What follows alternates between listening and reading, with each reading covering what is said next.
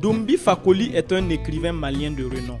Initié des religions traditionnelles africaines, il est convaincu que la renaissance africaine nécessite l'abandon des religions révélées par le peuple négro-africain et leur retour à la spiritualité africaine.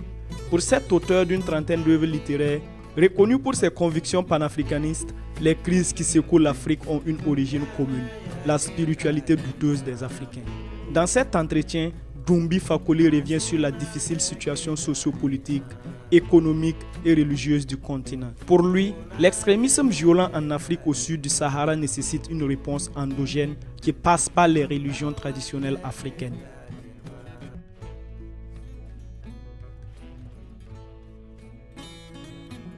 C'est une situation extrêmement difficile à soutenir, d'autant plus que tout le monde sait que les attentats fomentés par les kamikazes sont très difficiles à prévenir, ça c'est vrai, mais de cette ampleur-là, surtout en Afrique, vraiment c'est insupportable.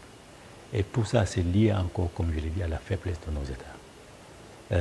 Le Mali, depuis que le djihadisme a commencé, avec accompagné du terrorisme, depuis que ça a commencé, le Mali n'a pris aucune disposition militaire, sécuritaire nécessaire pour les contrer. Voilà pourquoi on a assisté à autant de massacres à Gao. Aucune disposition le Mali n'a prise. Le Mali n'a même pas d'armée.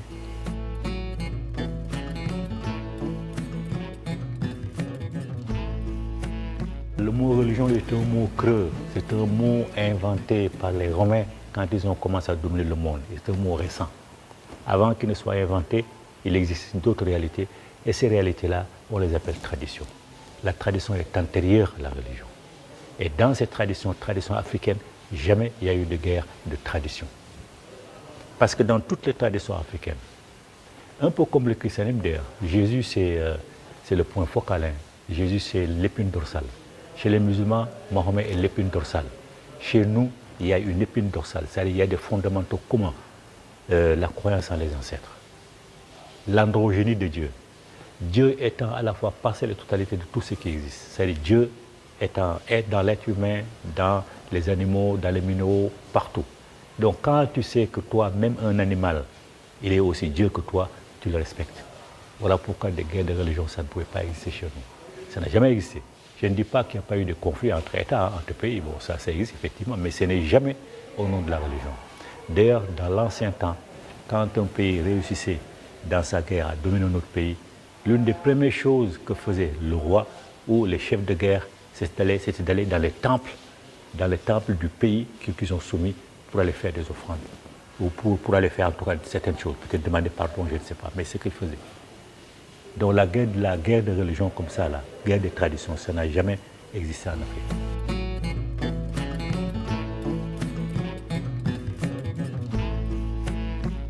La mondialisation, ça c'est un piège dans lequel les Africains tombent. On parle de mondialisation, mais toujours au détriment de l'Africain. La mondialisation, c'est qu'il faut suivre le modèle occidental, le modèle qui nous impose. Village planétaire, c'est quel village planétaire? Qui est dirigé par qui? Les chefs de village sont toujours des Occidentaux. Les Africains n'ont rien dans cette histoire-là. Donc il ne faut pas qu'on se laisse piéger par ces mots-là qu'ils ont créés toujours vraiment pour nous réduire davantage à néant. Donc ça n'existe pas, ça, mondialisation, village planétaire, tout ça, c'est des mots creux qui sont inventés pour nous induire en erreur. Un Africain authentique, c'est un Africain qui se ressource, qui sait ce que faisaient ses ancêtres avant. Si vous ne savez pas, vous ne connaissez pas votre passé, mais vous n'êtes pas un Africain. Si vous ne savez pas ce que vos ancêtres faisaient, vous n'êtes pas un Africain. 90% des ancêtres des Africains, vous les interrogez, ils ne savent même pas que les ancêtres priaient. Ils ne savent même pas que les ancêtres ont été les premiers à avoir créé une religion, ont été les premiers à avoir découvert Dieu. Ils ne savent pas. Donc ils suivent ce qu'on leur dit et ils appliquent ce qu'on leur dit. Et donc ils rejettent effectivement leur propre origine. Et on ne peut pas s'en sortir quand on rejette ses propres origines. On ne peut pas se réaliser dans la peau d'autrui.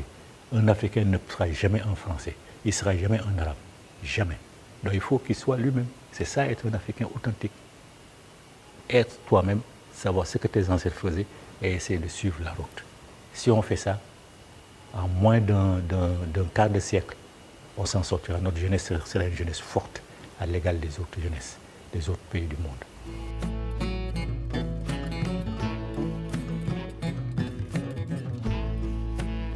Pour envisager ces solutions androgènes, il faut d'abord se sentir africain authentique. Ce ne sont pas des Africains. Ils ont tous une deuxième nationalité dans leur poche, française ou, je ne sais pas, anglaise, tout ce qu'ils veulent.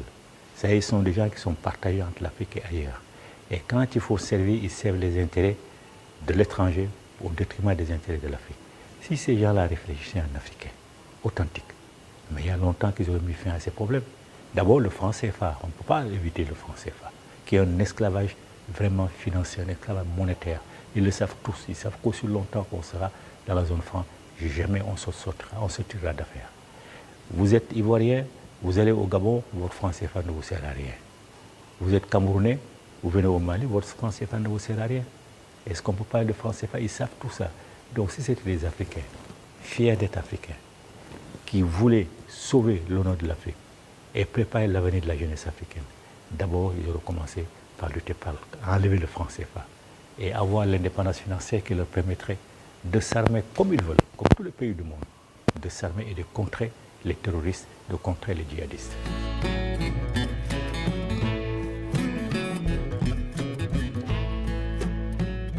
S'ils vraiment recouraient à la religion traditionnelle africaine, à nos valeurs traditionnelles, le problème serait résolu.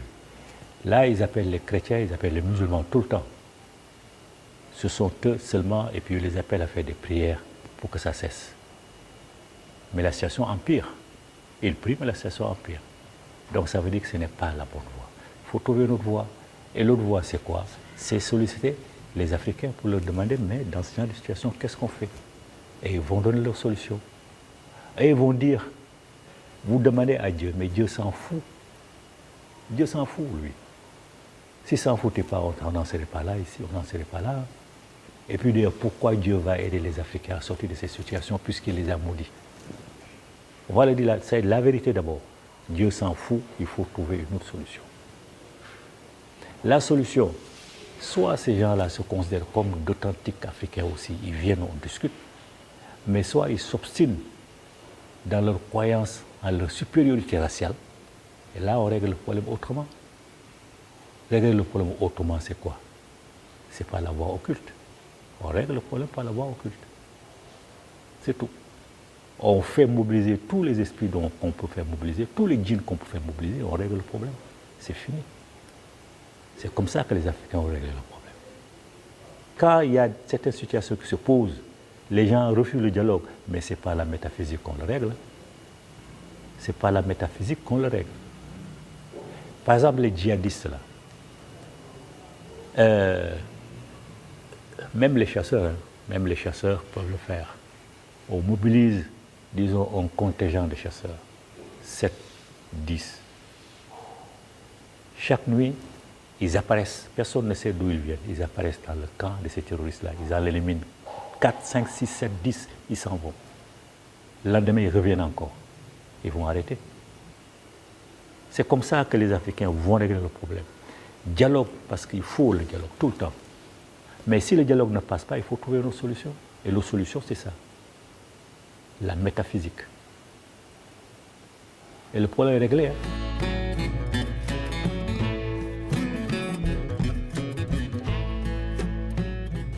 Je suis très optimiste parce que je sais que la situation ne peut pas empirer. La situation de l'Afrique ne peut pas empirer. L'Afrique ne peut pas tomber plus bas. Et je suis confiant parce que je vois que les jeunes se posent des questions maintenant au niveau de la religion. Et c'est surtout sur la religion qu'il faut se poser les questions, parce que c'est ça l'essentiel.